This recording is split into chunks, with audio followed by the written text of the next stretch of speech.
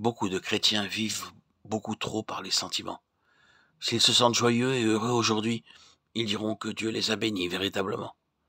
Cependant, s'ils se sentent froids et dégonflés, ils seront prêts à déclarer: comment puis-je savoir où est Dieu? Ainsi, de nombreux chrétiens dépendent de leurs sentiments, et dès que ceux-ci leur font défaut, ils vacillent. C'est la preuve qu'ils ne connaissent pas vraiment le Seigneur.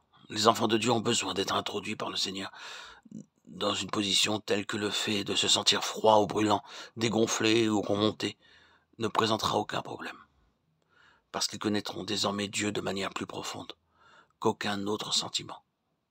En dépit des fluctuations sensibles extérieures, qu'il s'agisse de la joie ou de la peine, intérieurement, ils connaissent.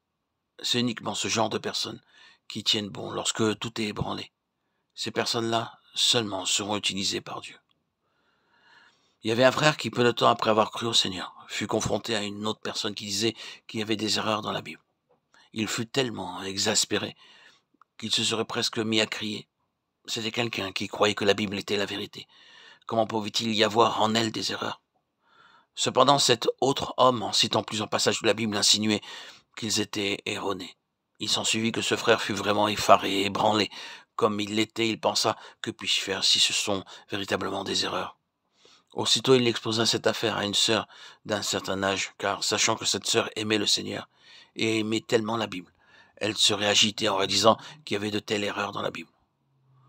Chose étrange, cependant, après avoir tout exposé à cette sœur, elle demeura aussi calme que l'on pouvait l'être. Sa réponse à tout cela fut: il n'y a pas de problème. Le frère alors murmura intérieurement: même si cela ne lui pose aucun problème à elle, assurément cela en pose un bien grand pour moi.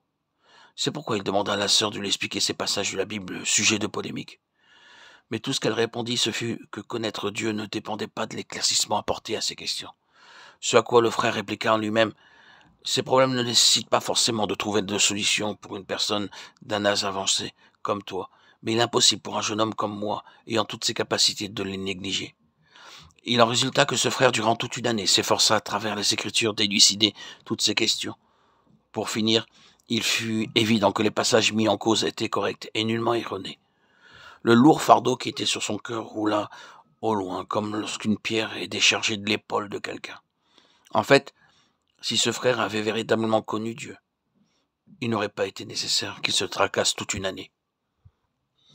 Si vraiment nous connaissons Dieu, nous ne porterons pas dans nos cœurs de tels fardeaux, et nous ne serons pas perturbés lorsque toutes sortes de questions se dresseront devant nous.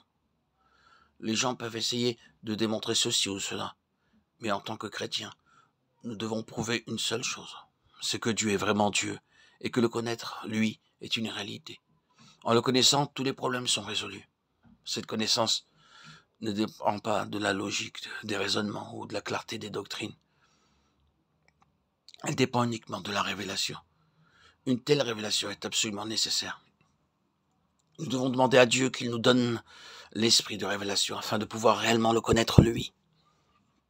Cette connaissance est le fondement du croyant et elle est d'une extrême importance.